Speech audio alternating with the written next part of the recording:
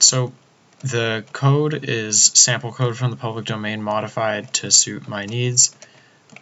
It's by Tom Igo here. It was provided by our instructor to help us get serial data going into Max from the Arduino. So it just starts out by setting the variables for the different sensors that I have and the photoresistor as well.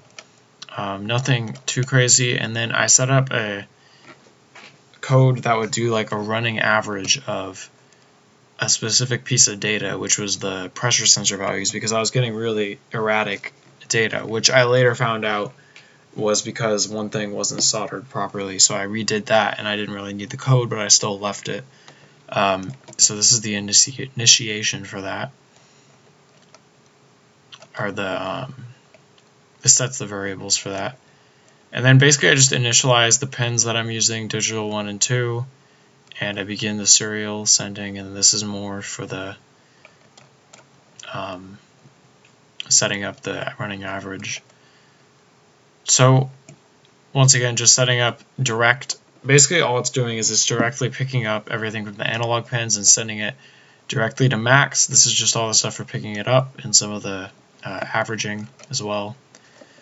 And then the most important part is the printing to serial, and it just prints to the serial on different pieces of data, so a value right here, and then the information I want before it that I can filter out at Max. And so that's how it looks. And then it's just a little bit of delay so that it is more accurate and doesn't go faster than can, be calculated. So that's the Arduino portion. In Max, it's a lot more complicated because all the code has to be done here. I used the serial patch provided by our instructor for this project for the very beginning of it, and then I used my messages in Arduino and filtered them using a route, and then I put each one to different ones of these, and basically all this data goes into, in all, it goes to control a poly object, which has a synthesizer that I made within it, which has attack, decay, sustain, release for the audio generated by sawtooth waves for the volume, and then it has it for the filter as well, and the filter is it's called pm.ladder. It's an external, or actually it's just a patch in Max.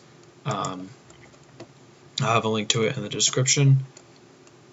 And there's also, all this controlling the filter as well. And so there's 3 instances of this so that I can have 3 voices, because I anticipated that I would only really need 2 or 3 voices for what the system will be doing. I could go with more, but it would probably just slow down the processing a little bit, and it would have made things a little bit more complex. All in all, though, it's functional and it works really well and it sounds good. So outside of that, there's all kinds of things controlling everything.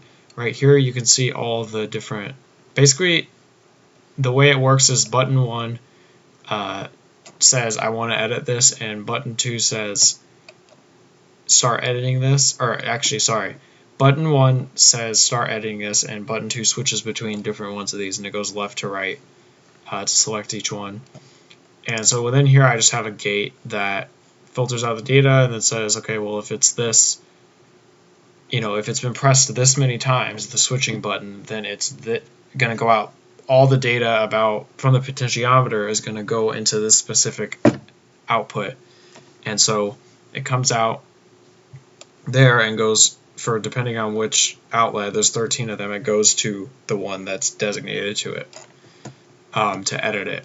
And so this prevents it from, when every single time you change the setting, it sets it to whatever the potentiometer value is, which would be really annoying because it would make it to where it constantly was changing itself every time you wanted to switch, and you had to reset every effect or every parameter as you go through.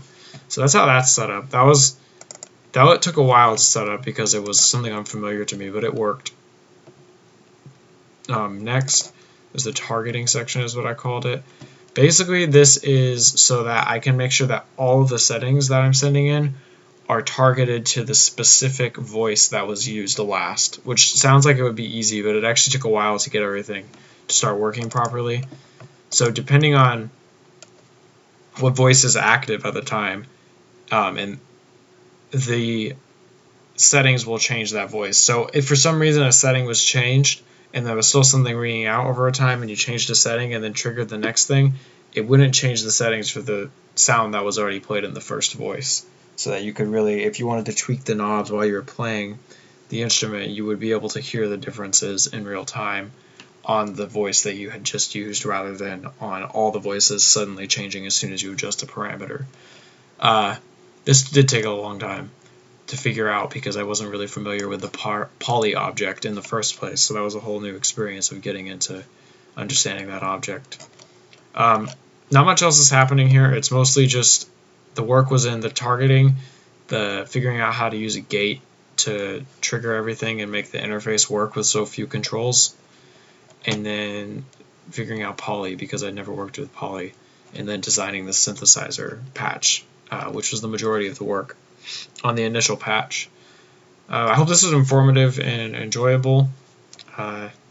Thank you.